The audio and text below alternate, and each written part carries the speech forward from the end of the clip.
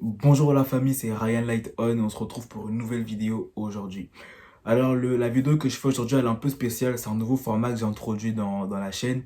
C'est juste des vidéos très courtes, très rapides pour expliquer quelques définitions, quelques notions bibliques. Et non, c'est pas la suite, c'est pas l'épisode 2. D'ailleurs, je vous invite à aller regarder ma précédente vidéo, Comprendre l'évangile de Adam à Jésus-Christ. C'est l'épisode 1 de la série Comprendre l'évangile. Donc je vous invite vraiment à regarder cette vidéo et je vais mettre le lien dans la description. La couronne, c'est lui qui l'a. Essaye de m'attraper, j'arriveras pas. Je répète, la couronne, c'est lui qui l'a. Essaye de m'attraper, j'arriveras pas. Alors aujourd'hui, on va parler d'une notion biblique dont j'ai parlé d'ailleurs dans ma précédente vidéo, qui est très mal comprise, très peu comprise, et j'avoue que même moi aujourd'hui, j'ai un peu du mal à la comprendre, mais on apprend au fur et à mesure. Et ce que je sais, je vais vous le partager aujourd'hui. Alors aujourd'hui, on va parler de la Trinité. Qu'est-ce que la Trinité? C'est une question qui revient souvent et constamment depuis des années, tout simplement parce qu'elle explique quelque chose qui est très difficile à comprendre. Alors la Trinité, selon le dictionnaire, c'est la réunion de trois personnes qui ne forment qu'un seul Dieu. Bon, ils l'ont bien expliqué, mais on va mieux l'expliquer. Alors tout d'abord, je tiens à dire que la Trinité, c'est pas un concept, enfin, c'est pas un terme biblique. Vous ne trouverez jamais le mot Trinité dans la Bible. C'est un mot qui a été inventé par l'être humain, tout simplement pour expliquer le phénomène selon lequel Dieu est un être en trois parties qui ne forment qu'une seule partie.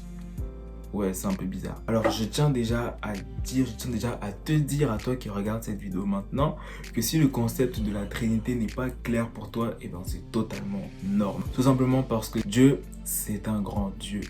Et si jamais on comprend ce que Dieu fait, si jamais on n'arrive à pas totalement expliquer, comprendre ce que Dieu est et ce que Dieu fait, eh ben, en soi, ce n'est plus un Dieu. Ce qui fait qu'il faut qu'il ait sa part de mystère, il faut qu'il ait sa part de l'incompréhensible. Tout simplement parce que l'être humain n'est pas censé être capable, avec son raisonnement, avec sa logique, de comprendre tout ce que Dieu fait, tout ce que Dieu est, car Dieu est trop grand, Dieu est bien trop loin, pour ce qui fait que c'est normal qu'on ne comprenne pas tout. Voilà, je tiens déjà à poser. On en est venu au fait à utiliser le mot Trinité, on en est venu à utiliser ce concept lorsqu'on a vu dans la Bible qu'il y avait un Dieu, mais qui se manifestait ou qui agissait sous différents aspects, de différentes manières. Trois, précisément.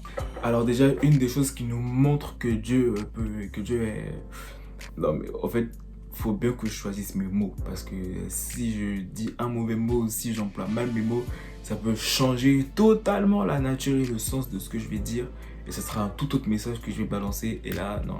Une des premières choses qui nous montre que Dieu est un être trinitaire, voilà, j'ai employé ce mot maintenant, trinitaire ou tripartite, déjà c'est dans la Genèse.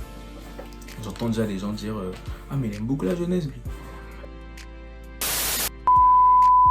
Donc dans les trois premiers versets de la Genèse, c'est là que la Trinité est introduite. Alors on va lire la parole de Dieu. Genèse 1, versets 1 à 3. Au commencement, Dieu créa le ciel et la terre. La terre n'était que chaos et vide, il y avait des ténèbres à la surface de l'abîme, et l'Esprit de Dieu planait au-dessus des eaux.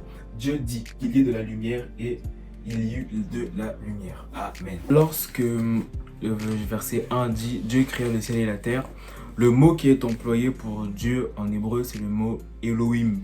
Or, Elohim est un mot, à cause de la terminaison, qui fait référence à un pluriel. Donc, premièrement, on s'est demandé, mais comment ça se fait que là, on parle de personnes au pluriel, alors que il y a juste une personne qui crée le ciel et la terre. On voit que Dieu crée le ciel et la terre, et qu'à côté, il y a l'Esprit de Dieu qui est sur les eaux. À première vue, on peut se dire qu'il y a deux personnes, mais je tiens à préciser, à dire encore une fois, que c'est la même personne qui agissent de manière différente en fait. Et la troisième personne de la Trinité est introduite au verset 3. Dieu dit. Ce qui fait que Dieu, pour créer le monde, il a exprimé, il a utilisé sa parole. Au verset 1 du chapitre de Jean, la Bible dit, au commencement était la parole était avec Dieu, la parole était Dieu.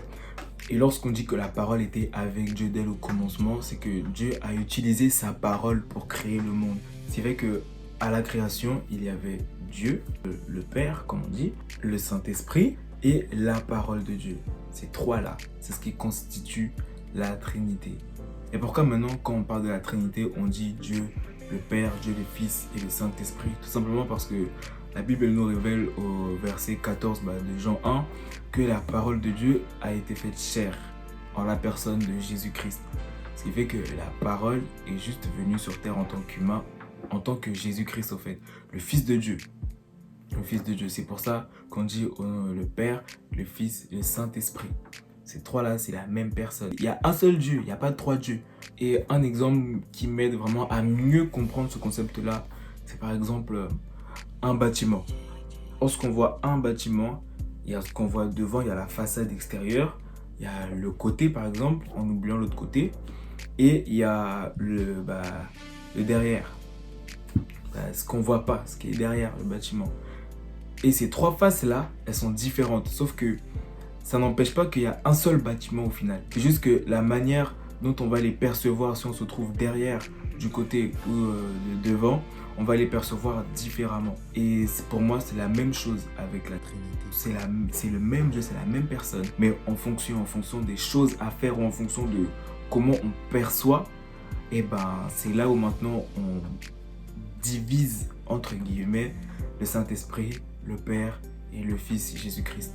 Et on verra les rôles de chacun au fur et à mesure de la chaîne, donc restez connectés. Mais rien ne peut illustrer ce que Dieu est, ni la Trinité. Je dis bien rien, on peut que essayer, on peut que se rapprocher.